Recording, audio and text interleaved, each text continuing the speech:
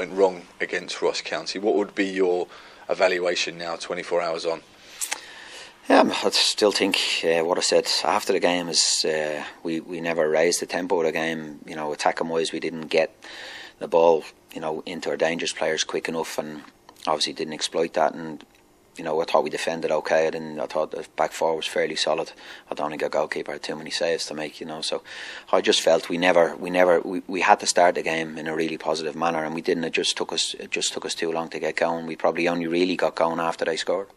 We controlled long periods of that match and retained the ball really well, but are you just talking about the lack of zip, perhaps? Yeah, I think, like you said, we did have a lot of the ball, a lot of possession of the ball, but we needed to use it better. We needed to probably move it more quickly in an attacking mode. There was too many times where we got into good positions and we slowed it down and went back instead of trying to get on the front foot and get our dangerous players into dangerous areas on the ball quicker. You know, and it's something we spoke about, and that's after the game. And we know that when we come up against teams that people think we should be here, we've got to make sure that we don't get into that mindset. We've got to go and make sure we play the game at the right tempo to go and force the issue. I think in the last games we started quite well. Aberdeen, Motherwell at home, we've really started positively, you know. So that was probably the biggest disappointment about yesterday. What was the mood like in the dressing room afterwards, and what type of response did you see from the players? Because we've spoken about this absolute hatred of losing, that they really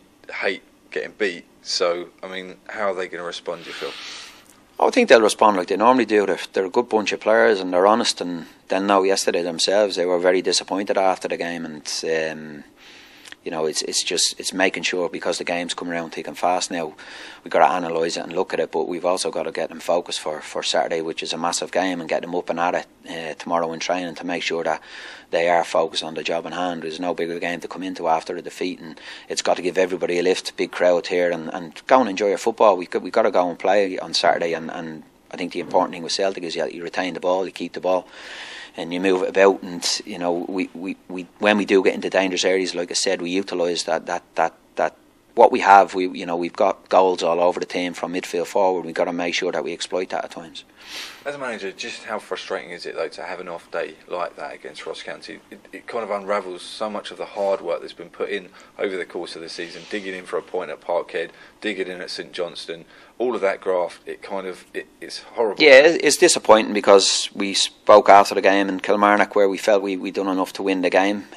We get a point and we're saying, yeah, it's a good point away from home. I think any point in this league away from home is a good point, but you got to back it up and get your next 3 points at home, and that's probably more disappointing that we go to Kilmarnock and play as well as we did, and you know, we probably created more chances and caused them more problems in Kilmarnock than we did at Ross County at home, and that's something we've got to work on to make sure that when we get a positive result away from home, to build on that. I think that the league is like that. If you can win 2 or 3 games in a row, or pick up a point away from home and win your next one at home, it can make a big difference. Jorge Claros has been named amongst the substitutes for the last 2 matches. What was the reasoning behind that decision? We just felt Deegan needed the game. Teo has done all right, and we freshened up a little bit, to be honest. You know, he's played a lot of games over the period of time, and like I said, he did take a knock that affected him in Dundee, and he wasn't well for a while. So, but obviously he come back into the equation for Saturday as well, and we'll see. We'll obviously pick a team tomorrow, but he should be freshened up now, which is good as well.